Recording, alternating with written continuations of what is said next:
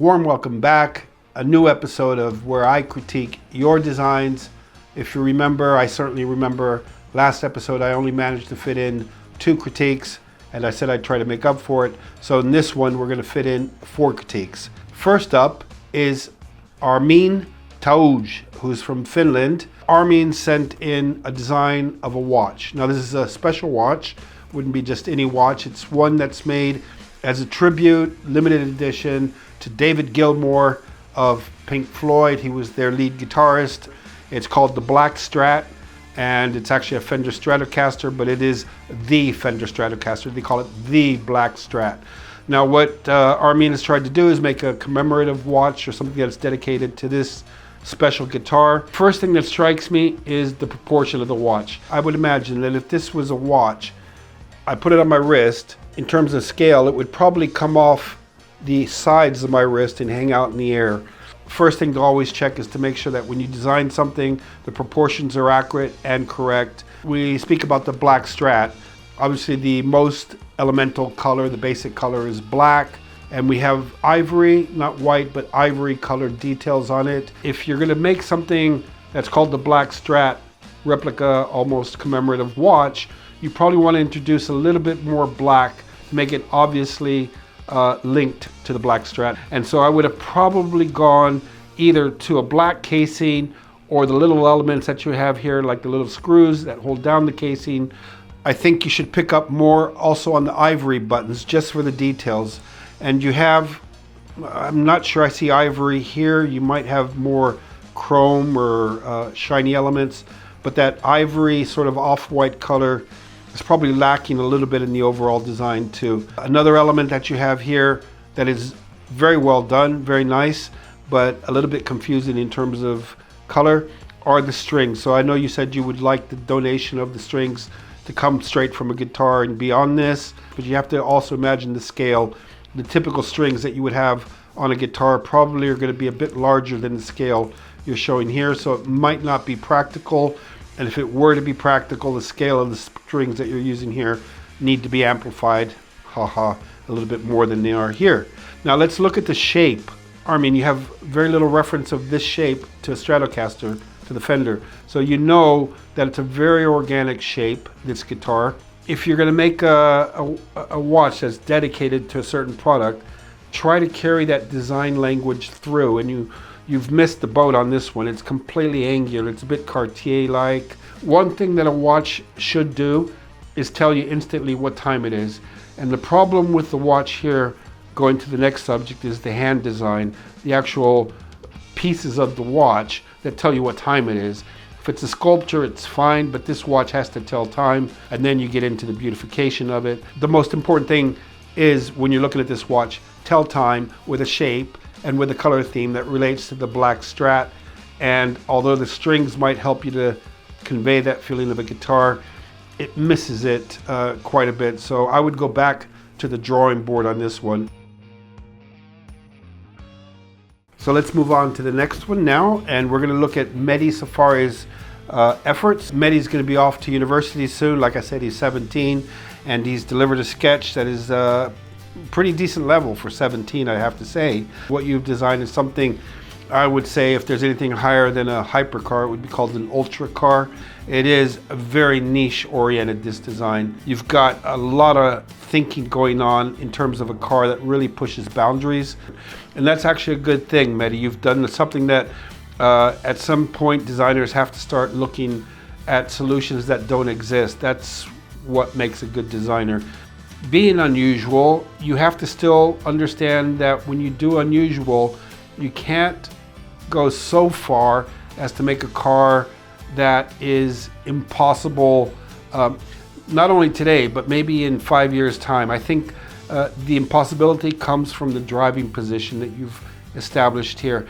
And I know why you've done it. You've obviously raised the bottom of the car to work on the aero benefits underneath the car, much like a catamaran. You're talking about something probably even more extreme than a Formula One driving position right now, where the hips are actually lower than the heels. One thing I would suggest to all designers to see on his sketch here, you've been able to put in notes. That's a good thing. Don't expect somebody looking at the drawing to to understand your picture, although a picture is worth 1,000 words, as they say. You want to annotate sometimes, but I would recommend that any young designer out there start practicing their signatures. Not to be egoistic, but I think your signature is a part of your design. It's a nice looking design. It's interesting. Makes me want to learn more about it. And of course, this type of rear view is easy to read because I can understand what you're trying to do. You are a designer already at 17, so continue on your path there. And I can guarantee that when you get through university, you'll be probably snapped up if you're thinking like you're showing me here on your sketch.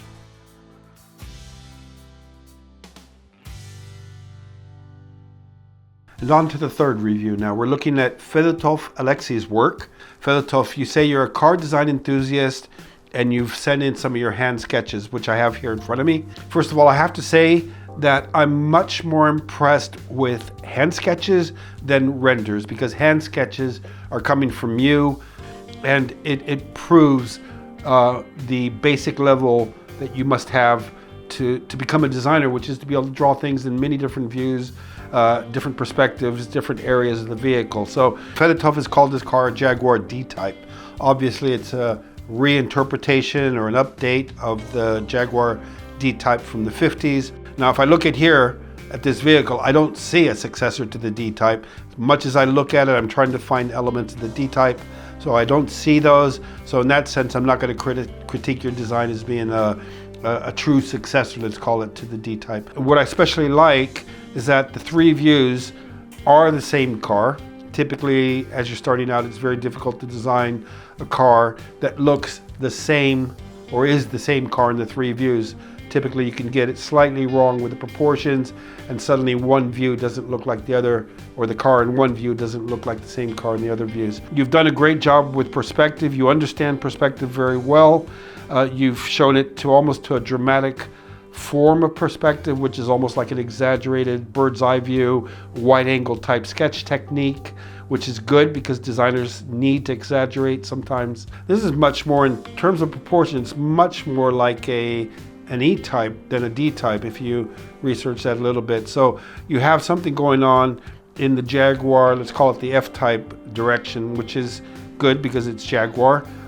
It's also a little bit what other companies do, Corvette, some other companies have that long hood, short cabin or short-ish cabin.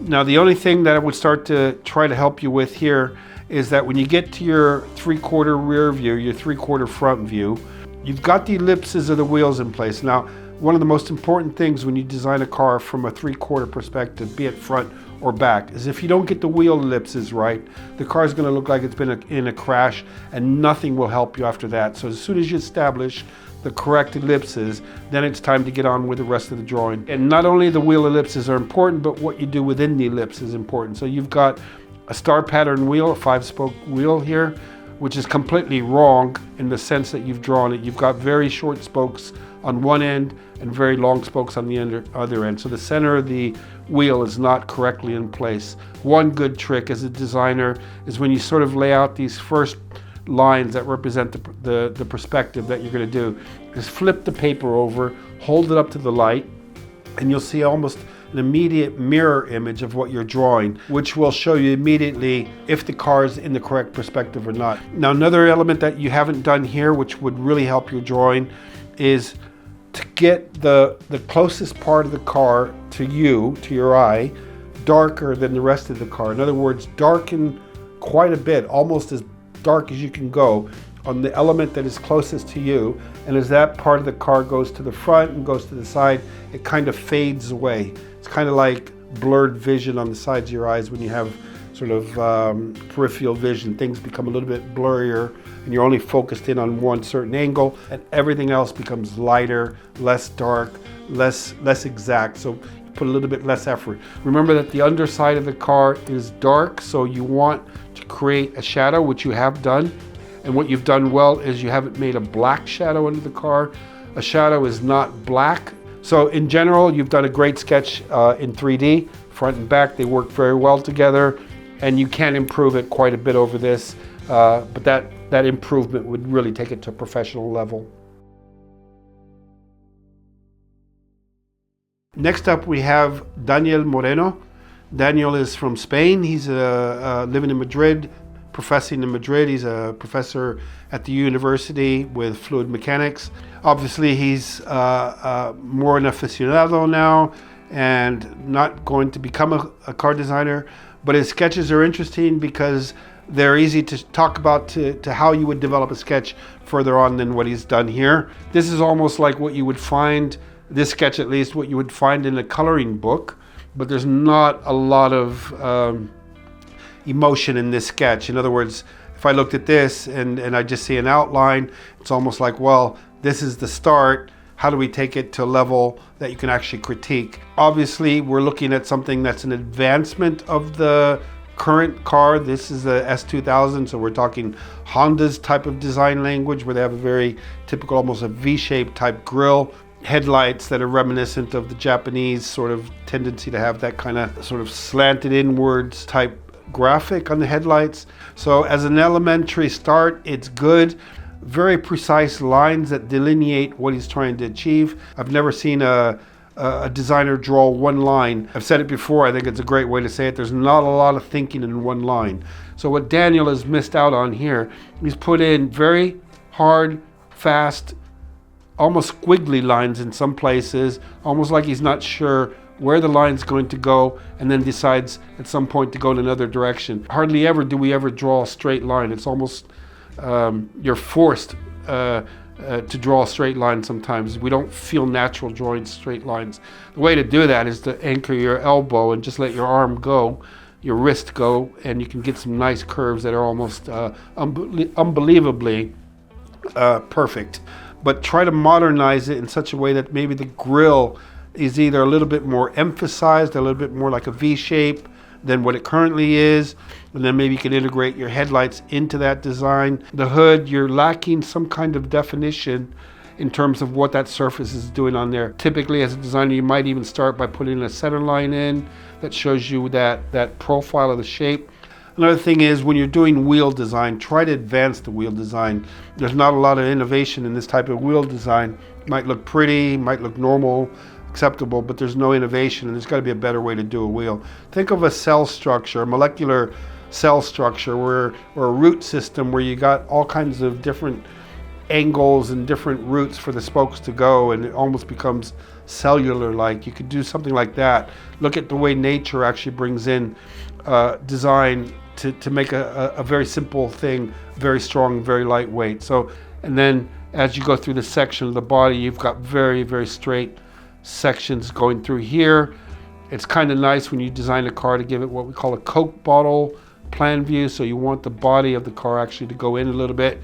The perspective is good. You've obviously used something as a basis maybe to get that photorealistic perspective. Looks good, looks a bit simple, but I think with a little bit of fine tuning, a little bit of shading, a little bit of innovation in the wheel area on the side section, you'd be able to update this design to really, really represent, let's call it an updated or a modern version of the S2000.